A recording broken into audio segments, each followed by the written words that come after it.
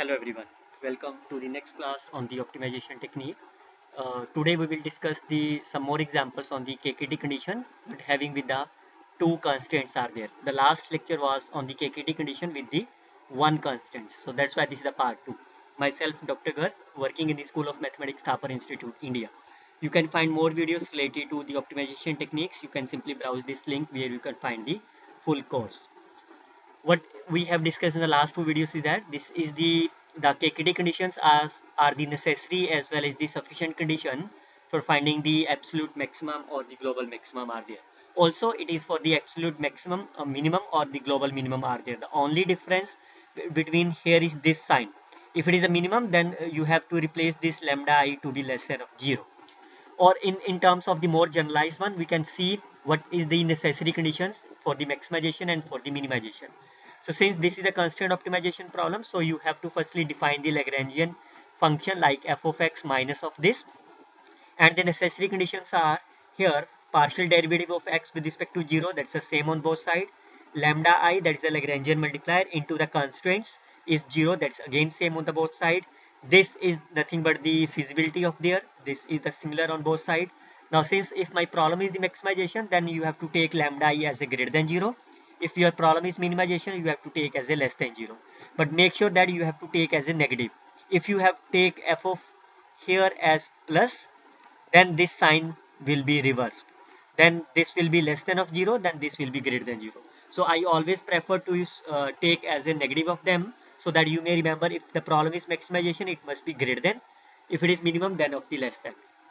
Once you are solving this equation, you will get the stationary point, and that stationary point will be the global maximum or minimum. For that, you need to apply the sufficient condition that we have also discussed in the last class.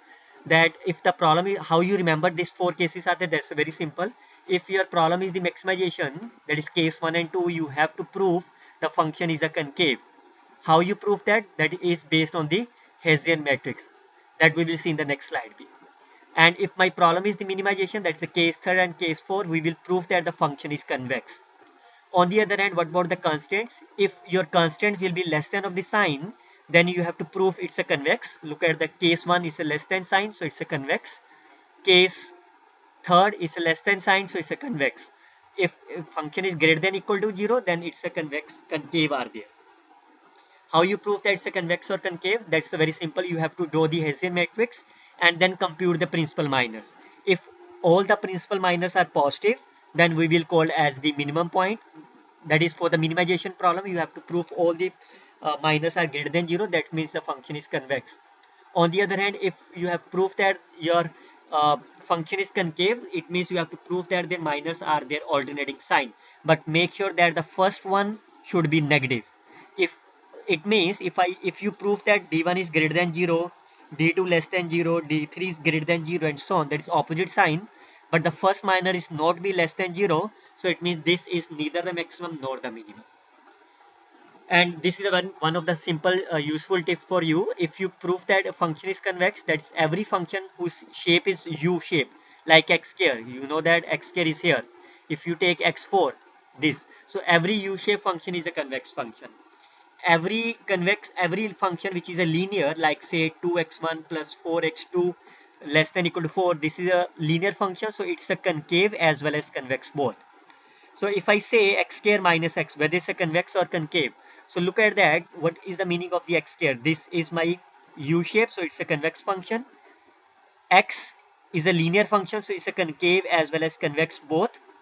So since it's a convex, so if I just take as a concave, then what is the minus of them? So minus of the concave will be convex, and the sum of the two convex function is a convex function. So if I take, it means this is my convex function. So we will see a couple of the examples are there. So always remember that once your problem is the minimization, your target is to prove that it's a convex. If your objective function is the maximization, then you have to prove it's a concave. So let's discuss some examples are there. So 3 examples we will discuss very frequently. So since my problem is the maximization, so it means my task is to prove the function is my convex. Constraints are my less than both. So again, less than, it means my task is to prove it's a convex. So my first task is Since the constants are the inequality sign, so we have to apply the KKT condition. Remember that the KKT condition is applicable only when at least one of the constraint is less than or greater than equal to sign. At least one of them. Now, since the KKT condition, what is the necessary and sufficient for the maximization is F, so sorry, it's a maximization, so you have to prove that it's a concave, and constraints are less than sign, so you have to prove it's convex. And you can simply see that this function is a linear function, so this is a convex. This also is a linear, so this is a convex. So it means this condition is automatically satisfied. How you prove that the function is concave? We have to draw the Hessian matrix. How you draw the Hessian matrix is, how many variables are there? Only two, x1 and x2. So it means I have to construct the H as a 2 by 2 matrix. So this is my, you have to remember that this is the A11 in journal. What is the Hessian 2 cross 2 matrix is here. So what is the meaning of the 1 1? This means the partial derivative of x1 into x1, that is x1 square. What is the meaning of the A12 is partial derivative with respect to x1 with respect to x2 and so on. So if you consider this function, this is my f of x. So what is the partial derivative of twice partial derivative with respect to x1? So you will get as here. Now how you prove that it's a convex or concave? You have to draw the, calculate the principal minus. So look at that, the first principal minor is my -4. Second principal minor is the determinant of this. In order to prove it's a concave, what you want to prove? The first one is a less than 0, second one is a greater than 0. The first one is true. What is the determinant of this? It will be my 12. It's a greater than sign. Now since they are the opposite signs, so it is a concave. Second part, you have to prove that it's a convex. That's I already tell you. Since it is a linear function, so it means they are the linear inequality, so it's a convex. So therefore, the KKT conditions are the necessary and the sufficient. Once you will prove this, then the step is you have to define the Lagrange function. Look at that. How many constants are there? There are the two constants, g1 and g2. So that's why I have used the two Lagrange multiplier, lambda1 and lambda2. Then since my problem is maximization, so what is my necessary condition is here. So look at that, this part is, and what is that? This part is nothing but my here. This is the feasibility space. So it means I have to calculate only the partial derivative with respect to x. How many x are there? This is x1 and x2. So it means I have to derivative this function with respect to x1. I have to calculate this with respect to x2 and put them as a 0. So these are my equation number 1 and equation 2. What is that is, so how many Lagrange, how many constants are 2? So the first one is lambda 1 of x1 plus x2 minus of 10. Make sure that right hand side is a 0. Okay, and similarly for here, look at the third and fourth corresponding to this. Since my problem is maximization, so this is my greater than 0. So you can see this is my here, this is 5, and this and this are nothing but my here. So you can write this one. Now once you will get these equations, then the target is to solve them. So look at that, how many unknown parameters are there, how many variables are there? So one is my x1, second is x2, third is lambda 1, and this is 4. So it means your target is to find these 4 variables. So that I will tell you very simple trick, and that follow we will solve all the problems are there.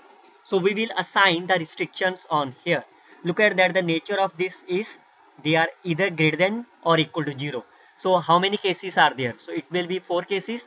Either both are 0, either both are non-zero, at least one of them is 0. So we will try to solve one by one. If we will try to solve start from 1 and satisfy all these conditions. If we get the optimal solution, then there is no need to solve them, because we prove that this is necessary and is sufficient. If we get it is not the optimal solution, we will try to solve the case 2. If we get the optimal solution, then there is again no need to solve them. So let's see. So we will apply the same approach to solve all these problems in this lecture, as well as you can also solve them. So case number 1, what will happen when lambda 1 and lambda 2 0? So you can substitute this value in equation number 1 and 2 always. So you will get the value of here. So can you solve them? Once you will solve, you can easily get the value of the x1 and x2. Now check whether now you get all the 4 values. Check whether this x1 and x2 satisfy these constraints. This is satisfy equation number 8. That's true. Look at that. This is not satisfied. If at least one of them is not satisfied, you can simply say this does not satisfy equation number 6 as well as equation 7. You can also see this also not satisfied here. It means this case is discarded. Once this case is discarded, then we will consider the case number 2. Let's say lambda 1 is 0 and non-zero.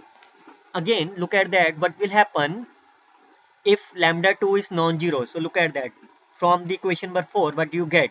Since the product of them must be 0, so what you got from the equation number 4? It means x2 minus 8 must be 0. So therefore, you will get x2 as a 8. Now, what will happen if lambda 1 is 0? You can substitute this value in equation number 1 and 2 always. What you get once you substitute lambda 1 is 0? It will be 0. x2 is my 8. x2 is my 8. You can get the value of the x1 from here. So you will get x1 as a 7. You can substitute this value in equation number 2. Lambda 1 is 0. x2 is my 8. This is my 7. Can you find the value of lambda 2? You can find the value of lambda 2 if you want. But you can easily see that there is no need to calculate the lambda 2 because x1 and x2 does not satisfy this condition. So it means there is no need to calculate lambda 2. So hence this case is also discarded. Look at the case number 3. When both are non-zero. What will happen if both are non-zero? So it means this part must be 0, this part must be 0. So from 3rd and 4th, we will get here. Can you solve the value? Can you find the value of x1 and x2 from here? x2 you can easily get as a 8. Can you find the x2? x1, this is 2. So is this satisfied? Equation number 7, yes. Is this satisfy 8? Both are positive, that's true. Is this satisfied this? That's true. It means these are satisfied. Now our task is to find the value of lambda 1, lambda 2. So you can substitute this value in equation number 1 and equation number 2. So you can see once you will substitute x1 and x2 here, you will get lambda 1 and lambda 2 this. Are they satisfy all the condition? No. Look at that, case number 5 is not satisfied. Sorry, equation number 5 is not satisfied for this. Hence, this case is also discarded. Look at the last case. It means this case must satisfy the optimal solution. Now, what will happen if lambda 1 is non-zero? So, from equation 3rd, what you get? You get x1 plus x2 is 2. When lambda 2 is 0, you can substitute the value of lambda 2 0 in equation number 1 and 2. You will get these two equations. Now, since lambda both are same, so if you equate them, what will happen? This is nothing but here, because you get the x1 and x2 relation this, so it will be this. So from here you will find the relation between x1 and x2 here. So you will get here. If you subtract them, you will get. So you have these two equations, equation number A, this is equation number B. If you try to solve, you will get x1 and x2 here. Now check whether this satisfied. Yes. This satisfied. Yes. The sum will be 10. Let me check this. That's 2. Okay. Now the only thing is lambda 1 and lambda 2 you have to find. Since lambda 2 is already 0, so you can substitute this value either in here or in here. You can substitute any of here, or either you can substitute in 1 or 2. You will get this. So check whether this satisfied. Yes. Lambda 2 is also satisfied. It means what is my optimal solution is x1 is my this, x2 is my this, lambda 1 is here, lambda 2 is here. So is the required conditions. So this satisfy all the solution. Hence the stationary point, this is my optimal solution, and the optimal value is you can substitute the value in this case. Now this is the required answer. So you have seen that while solving this problem, you have to consider all the 4 cases are there. But I will tell you another example where there is no need to solve all the 4 cases. Let me check again. Since my problem is maximization and there are the 2 constraints. Again, I will apply the same approach. Since my problem is maximization, your target is to prove fx is my concave and the constraints are convex. Again, you can see these are my linear. So that's my convex automatically. In the next example, we will consider this example where the constraints are non-linear. Anyhow, so since this is my convex already, so how you prove that it's a concave? We have to draw the Hessian matrix. Now, how many variables are there? x1 and x2 are greater than 0. So it means x3 is my unrestricted sign. So what is that? This is my partial derivative with respect to x1 square, partial derivative with respect to x1, x2, and that since it's a 3 variable, so it will be my 3 cross 3, and it will be my x1 x3, because remember that what is the 3 cross 3 matrix is A13 and A13 is x1 x3. What is A21 is x2 x1 and so on. So you will get here. So from here you will get the principal minus. First one is less than 0, second minor is positive, third one is the 3 cross 3 determinant, that's a similar itself. So since first one is less than, second is greater than, third is opposite sign starting from the negative, so it means this is my concave is there. Also the constants are my linear, so it's a convex. So therefore KKT conditions are the necessary and sufficient. So once you are getting that, you have to define the Lagrangian function. There are the two constants here. So what is the necessary condition for the maximization? Again the similar. These are nothing but my here constants value. Lambda is greater than 0, y is a positive value. Now you have to define how many x are there, x1, x2, x3. So you have to take the three partial derivative. The first one is with respect to x1, second is with respect to x2, and the third is with respect to x3. What is that? This is nothing but lambda times of this, lambda times of this, and so on. And what is that? This is nothing but my feasibility conditions are. Now from this we have to solve the four cases are there. So look at that, how many parameters are there? X1, x2, x3, lambda 1 and 2. So there are the 5 values are there.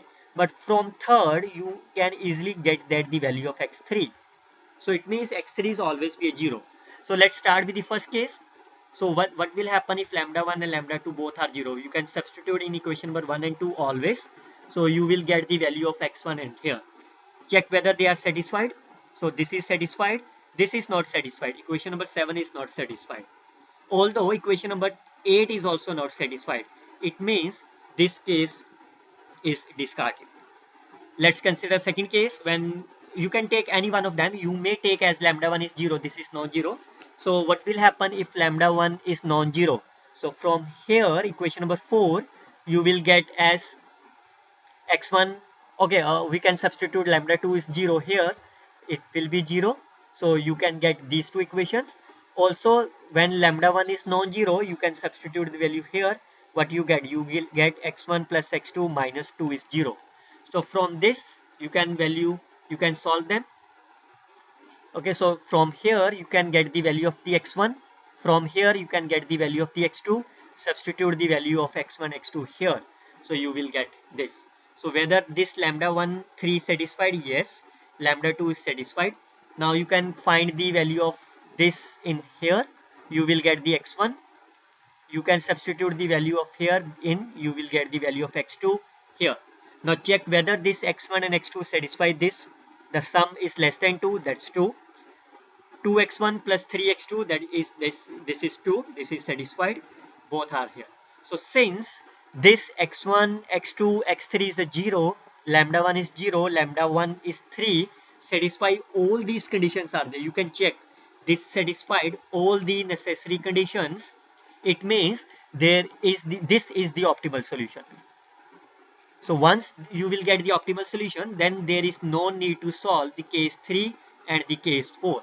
If you want to solve, you can try to solve. You will get the discarded solutions are there, at least one of them not satisfied, but there is no need.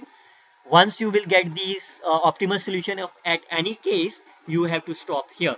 So since the stationary point half, this is the optimal solution, and hence the value are this. Remember that once you will get the optimal solution at any case, you have to stop this, because the problem is convex and concave. Look at the last example and look at these. The constants are now non-linear. This is a convex function because this is a linear function. Okay, now the problem is my minimization. So you have to prove it's a convex. How you can prove that? You have to firstly draw the Hessian matrix. There are the two variable here. How you prove that it's a convex? You have to calculate the principal minus. Both must be the greater than 0. So you can easily see that. How you prove that this is my convex? So look at that, x1 square minus x2. So since this is a square, the graph is my u shape. So this is my convex. It's a linear function, so it's a convex as well as concave both. Since minus, so if I consider this as a concave, so what is the minus of concave? This is a convex. and if sum of the two convex function is a convex function, so it means I can write this function as of this. So this is a convex function, this is a convex function, sum of the two convex function is a convex function, hence both are the convex function. So KKT conditions are the necessary and the sufficient. Now you have to define the Lagrangian function as usual with the help of the previous two examples. Now my problem is minimization, so look at that the constant. Now this one is only less than 0. Here there are the two variables, so you have to define these conditions are there. These are there. Look at that, how many variables are there? X1, X2, lambda 1 and lambda 2. 4 variables are there. So it means again there are the 4 cases. So you can try to solve any one of them. So my always suggestion is that you have to solve either second or third case firstly. You will get the optimal solution. Anyhow, if we try to solve this, what will happen if lambda 1 and lambda 2 0? You have to substitute the value in equation number 1. What will happen? If you substitute in equation number 1 and 2, you will get x1 is 2, x2 is 1. Is this satisfied this? No. Is this satisfied here? Yes. But this at least 7 equation is not satisfied, so this case is discarded. Look at the another case when both are non-zero. So you can take at randomly. When both are non-zero, it means from the equation 3rd and 4, you will get here. So can you solve them easily? Yes, you can solve them because x2 is nothing but x1. So you can substitute here. Now this is my quadratic equation. Once you will get the quadratic, you will solve, you will get the two values. Look at that, which value is not satisfied here. So minus of 2 is discarded. So since x1 is greater than 0, so x1 is greater minus 2 discard. So hence x1 is only 1 is there. Once you get x1 is 1 from here or here, what is the value of the x2? This is also be a 1. So you can substitute the value of the x1 and x2, check whether they are satisfied. Yes, yes, yes. So since they are satisfied, so based on this x1 and x2, you can substitute the value in 1 and 2. You can get the equation here. So can you solve these equations both? You will get the lambda 1 and lambda 2 as this. So since both are negative, it satisfies this condition also. Hence, we get the 4 values x1 and x2, lambda 1 and lambda 2, both all satisfy these conditions. It means this case is my optimal solution. Hence, there is no need to solve the case number 3rd and the case number 4. My optimal solution is this. So this is a simple procedure. You can solve the KKT conditions. Remember that you have to prove the necessary conditions are. I hope you can enjoy this session. If you want to solve the another cases are there, let's say this. So you can see this case is discarded. But I again suggest you there is no need to solve this case once you will get the optimal solution. We will see the next lecture on the conjugate gradient or called as the Fletcher-Reeves method. Till then, you can simply browse this link for more videos related to these shortcut tricks are there. Best of luck students. Happy learning.